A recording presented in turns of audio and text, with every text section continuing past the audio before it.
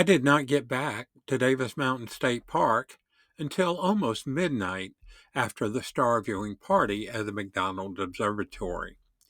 So, on Saturday morning, I slept in a bit, but then it was time to go exploring. My first stop was Alpine, Texas, where the Sul Ross University is located. The university hosts a museum of the Big Bend, which covers both the natural and human history of the Big Bend area. They do an excellent job of presenting the information, and it was a very enjoyable tour. Next, I drove to Marfa, Texas, where I toured the Marfa and Presidio County Museum. One of the things I am looking forward to doing with traveling the way I am is visiting the smaller museums. This one was indeed small, but nicely done.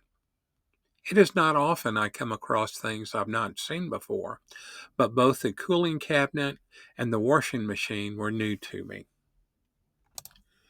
My friend Luis recommended I go to the Shanate Foundation's Art Museum. When I arrived, it is not what I expected. The only thing still available to tour that day was the 15 concrete works by Donald Judd that ran along the border of Shanate's property for a kilometer. So off I went to hike the art. I was so intrigued by what I saw, I signed up for the 5-hour tour the next day. So Sunday saw me back in Marfa. The Shanate Foundation had been started by Donald Judd to provide space for large-scale art to be installed specifically to a space and then left to be enjoyed in that space. Among other properties, Judd purchased what was left of an old army post. I was disappointed they did not allow photos on the tour, so I am using photos I shot while I was walking the property the day before. We began by touring Judd's own work, which was set up in two old artillery sheds. Between the two buildings, there are 100 untitled works in mill aluminum. The external dimensions are the same for all 100 pieces, but the interior of each is different. The way the pieces fill the space is amazing. Looking through the windows, which Judd had installed, you can see the individual pieces. Next, we toured Dan Flavin's large-scale work in colored fluorescent lights. 6 of the old barracks were used in this project. Each side of the barracks is used to project the colors in a different way. I've always enjoyed art utilizing light, so I thought this was great and had a lot of fun looking at the different perspectives in the building. Then we drove to the site of the former hospital where artist Robert Irwin untitled structure sits. The entire building is conceived as art. The building's shape and windows make dramatic use of the light. The courtyard had a basalt rock sculpture, but otherwise featured native plants and grasses.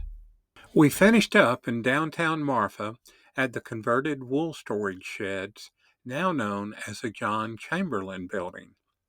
It features 25 sculptures by Chamberlain. His sculptures are made from the remains of old vehicles and machinery.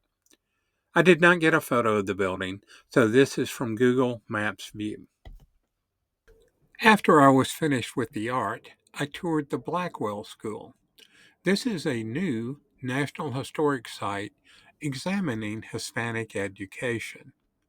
I had a very interesting chat with the ranger who shared how the site is being evaluated and its development being planned. That night was a full moon, so I stayed up late to see if I could get any decent photos of the moon and the night sky.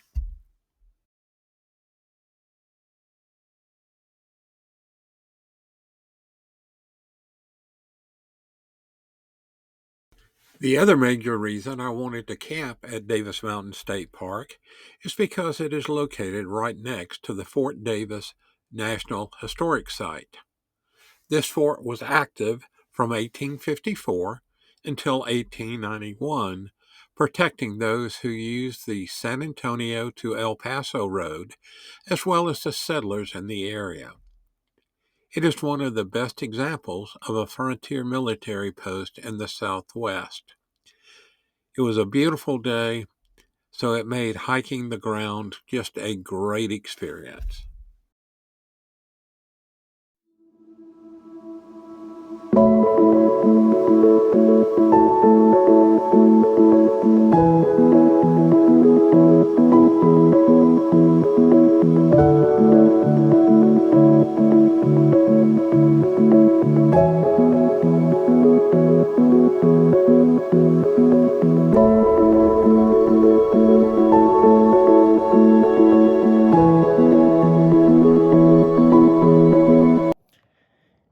Anytime Texas and ghosts come up in the same sentence, the Marfa lights are sure to be brought up.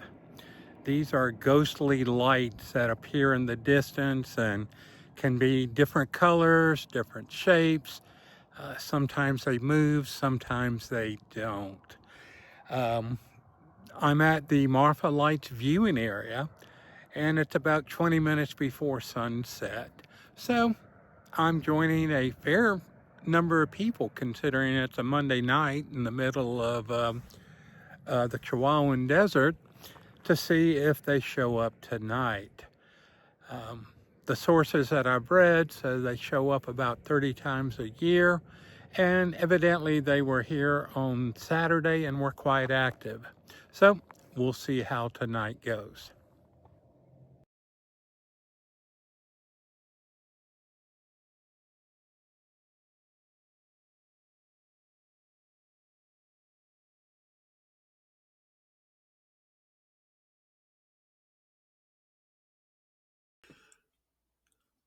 On Thursday, it was time to relocate to Deer Springs RV Park in Mayhill, New Mexico. I chose a route that would let me stop at Guadalupe Mountains National Park, where I got a photo of El Capitan. After I left Carlsbad, the wind really picked up with gusts up to 60 miles per hour. The trailer handled the winds well, but it was still some tense driving.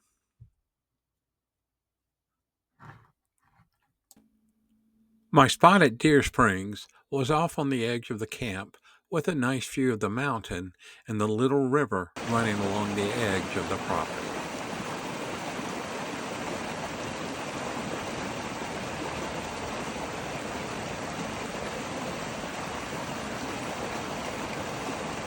The site lived up to its name.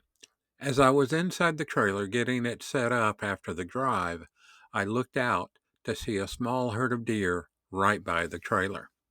On Friday, I followed my friend Melissa's suggestion and visited Fort Stanton State Monument, which is located north of Rio Doso, New Mexico.